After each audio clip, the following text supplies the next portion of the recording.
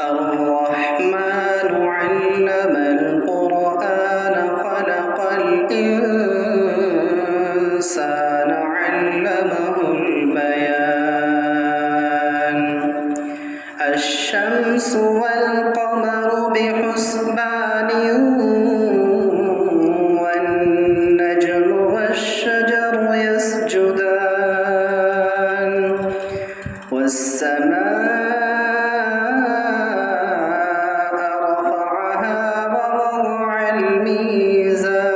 الميزان ألا تطغوا في الميزان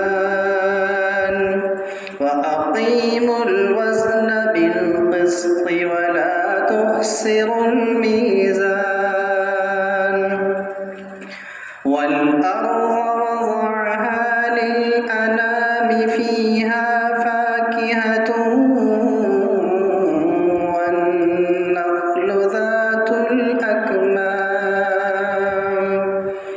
والحب ذو العصف والريحان فبأي آلاء ربكما تكذبان خلق الإنسان من صلصال كالفخار وخلق الجان من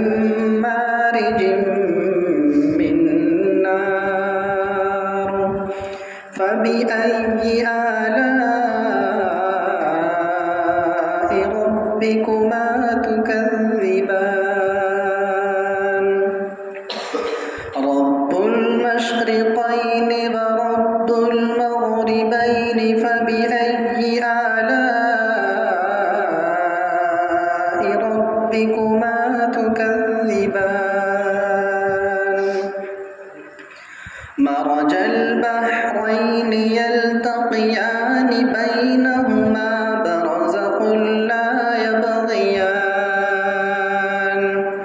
فبأي آلاء ربكما تكذبان